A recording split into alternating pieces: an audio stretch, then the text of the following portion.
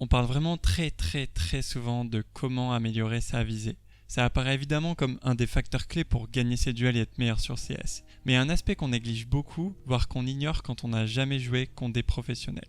Quand j'ai commencé à jouer contre des joueurs de haut niveau, je me suis rendu compte d'un truc. Oui, ils sont rapides, oui, ils sont précis, mais bordel qu'ils sont difficiles à viser. Ça paraît bête comme ça, mais vous allez voir qu'il y a 1001 techniques pour vous rendre bien plus intuable que vous ne l'êtes actuellement.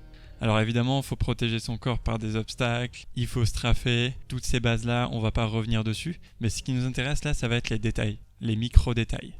Le premier détail qu'on va aborder, c'est le fait d'être en léger mouvement quand on atteint sa cible. Ça se fait très souvent quand on est proche d'un obstacle, et j'expliquerai pourquoi dans un des prochains points. Ça vous maintient alerte car le mouvement de vos doigts stimule votre cerveau. Mais une des fonctions principales de straffer dans le vide, c'est la possibilité d'avoir un maximum d'informations.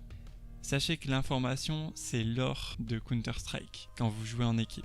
Ça a même bien plus de valeur potentielle qu'un simple kill. Et mettez-vous bien ça dans la tête si vous voulez devenir un très bon joueur d'équipe. Alors, est-ce qu'il faut tout le temps être en mouvement quand on prend une ligne ? Non, et sachez qu'il y a toujours des exceptions, et celle-là étant assez fréquente, je me permets de l'aborder. Si vous êtes dans une position forte, une ligne cassée par exemple, ou quand quelqu'un bait pour vous, eh bien vous n'avez pas besoin d'être en mouvement, restez sur vos appuis et concentrez-vous sur votre viseur. Le deuxième détail, c'est tirer accroupi en marchant, et tous les bons joueurs l'utilisent à foison.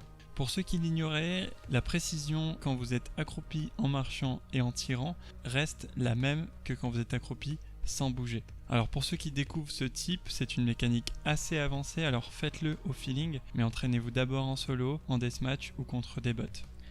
Troisième point, changez mon angle dès que je suis spotted. Ça me permet de reprendre potentiellement l'avantage à la décale et aussi de casser le crosshair placement de mon adversaire. C'est-à-dire faire en sorte que les prochaines personnes qui me décalent ne soient pas directement avec leur viseur placé sur ma tête. On peut très bien le voir sur cet exemple où Sanji va monter sur la caisse après son premier kill. Parlons-en d'ailleurs, casser et contrer le crosshair placement de l'adversaire, c'est un atout incroyable pour gagner vos duels si vous l'utilisez bien. Imaginez, votre adversaire vous attend ou vous décale et son viseur est placé au mauvais endroit. Si le vôtre est bien placé, vous avez l'avantage puisque vous n'avez qu'à tirer alors que lui doit viser puis tirer. Attention toutefois, parmi toutes les possibilités pour casser le crosshair placement, la position accroupie a certes une utilité mais elle vous rend moins mobile lors du duel. Donc utilisez-la surtout si vous avez un bon aim ou que vous êtes sûr de faire le kill. On peut aussi casser le crosshair placement en sautant une ligne par exemple si on a un SMG et c'est évidemment très conseillé contre de l'écho. Dernier aspect très avancé mécaniquement mais qui a le mérite d'être ultra impactant si vous le maîtrisez, c'est de pratiquer l'immobilisation. Alors je doute qu'il y ait un nom officiel pour ça, donc on va l'appeler comme ça de notre côté. Qu'est-ce que j'entends par immobilisation ? Je vais vous donner deux exemples précis que je tire d'une vidéo YouTube d'un highlight de Misuta. Si vous ne connaissez pas ce joueur, je vous conseille de le suivre, c'est le prochain Zivo. On va regarder ça silencieusement et j'expliquerai à la fin. À l'avance, je m'excuse pour la qualité vidéo, vu qu'on est sur YouTube, mais ce sera quand même suffisant pour illustrer mes propos.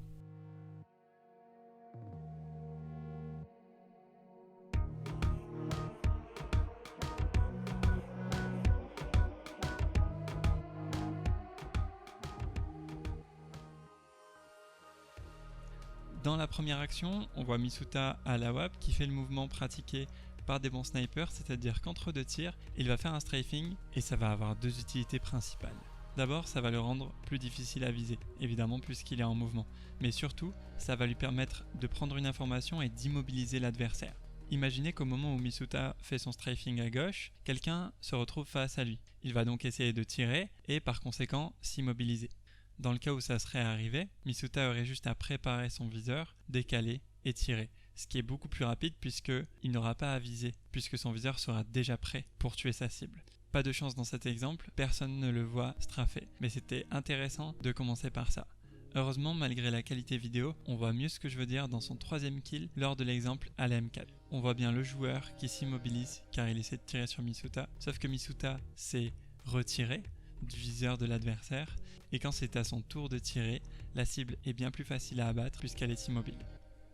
Il y a une dernière chose qu'on n'a pas abordée et c'est le truc qui surpasse tout ce que je vous ai dit ici. Ça mérite même son chapitre entier. C'est pas complètement lié aux mécaniques, même si ça peut y appartenir en partie. Et c'est d'ailleurs pour ça que je ne l'ai pas abordé dans cette vidéo. Je vais pas vous dire ce que c'est tout simplement parce que je vous ai donné un petit indice et je vais vous laisser deviner. On va faire travailler les méninges, répondez dans les commentaires si vous pensez avoir trouvé. C'est tout pour cette vidéo, c'était ma deuxième vidéo pédagogique sur CS, j'espère que ça vous a plu. N'hésitez pas à me faire un retour et à me dire ce qui vous intéresserait. Surtout pensez à liker la vidéo, à vous abonner et à activer la cloche, à partager si vous souhaitez me soutenir. Et on se retrouve pour une prochaine vidéo très bientôt.